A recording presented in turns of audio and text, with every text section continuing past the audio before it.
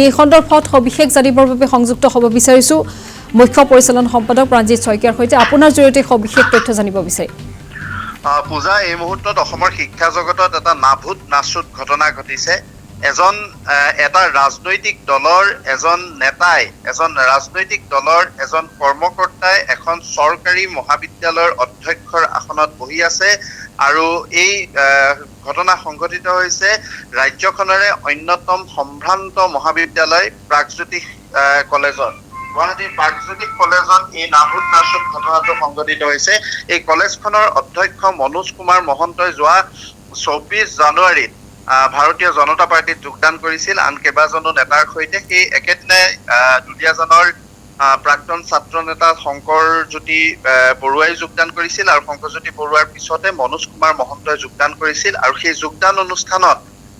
ভাৰতীয় জনতা পাৰ্টিয়ে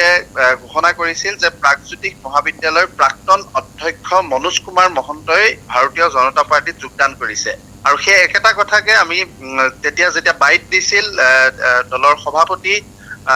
ৰাজ্যিক সভাপতি দিলীপ শইকীয়ায়ো তেতিয়া মনোজ কুমাৰ মহন্তক প্ৰাক্তন অধ্যক্ষ বুলি উল্লেখ কৰিছিল কিন্তু কথাটো অত্যন্ত গুৰুত্বপূৰ্ণ এটা টাৰ্ণ লৈছে সেই কথাটো হৈছে যে মনোজ কুমাৰ মহন্তই প্ৰকৃতপক্ষে মহাবিদ্যালয়ৰ অধ্যক্ষৰ পদৰ পৰা আনুষ্ঠানিকভাৱে পদত্যাগ নকৰাকৈ এটা ৰাজনৈতিক দলত যোগদান কৰিছিল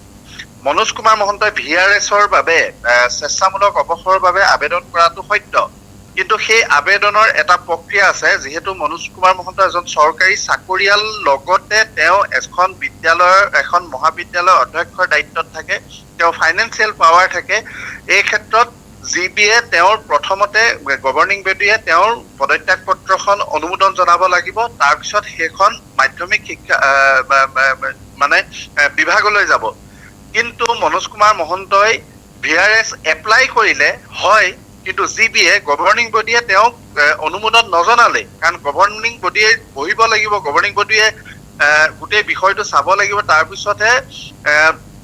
অনুমোদনৰ কথা থাকিব তাৰপিছত বিভাগীয় অনুমোদনৰ কথা থাকিব কিন্তু মনোজ কুমাৰ মহন্তই বিজেপিত যোগদান কৰোঁতে ইমান লৰালৰি কৰিলে তেওঁ VRS এখন এপ্লাই কৰিয়ে তেওঁ তাৎক্ষণিকভাৱে ভাৰতীয় জনতা পাৰ্টিত যোৱা 24 জানুৱাৰীত যোগদান কৰি দিলে যোগদান কৰাৰ পিছত এতিয়ালৈকে তেওঁ VRSখন একচেপ্ট হোৱা নাই এতিয়ালৈকে গভৰ্ণিং বডিয়ে তেওঁৰ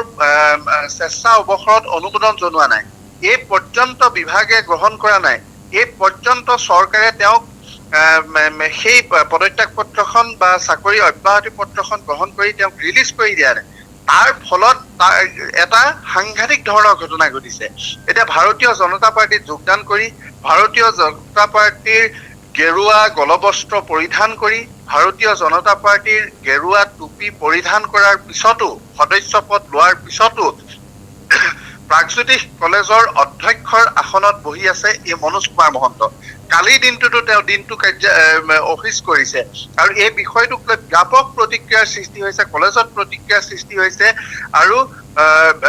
বিদ্যুৎ সমাজৰ মাজত এটা প্ৰতিক্ৰিয়াৰ সৃষ্টি হৈছে কাৰণ কোনো কাৰণতে এজন চৰকাৰী চাকৰিয়ালে এটা ৰাজনৈতিক দলত যোগদান কৰিব নোৱাৰে সেইটো ভাৰতীয় জনতা পাৰ্টি বুলিয়ে নহয় অসম গণ পৰিষদ কংগ্ৰেছ জাতীয় পৰিষদ ৰাইজৰ দল ক'তো যোগদান কৰিব নোৱাৰে এই যোগদান কৰাটোৰ বাদেই দিয়ক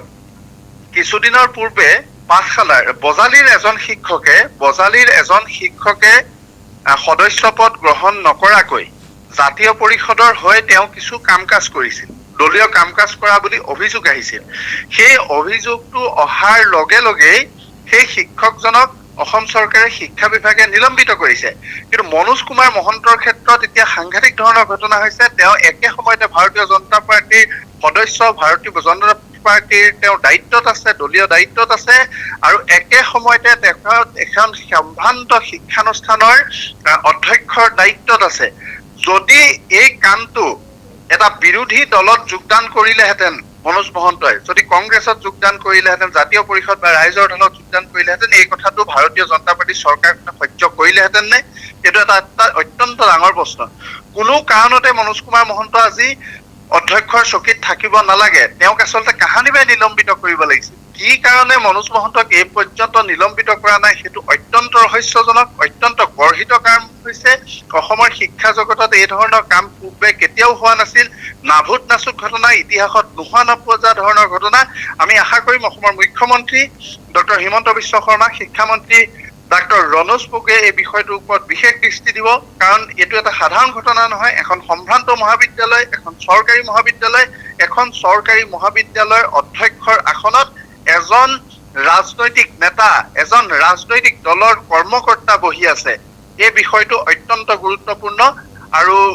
আমি ভাবিম যে যদি এই কথাটো চৰকাৰৰ শিক্ষা বিভাগৰ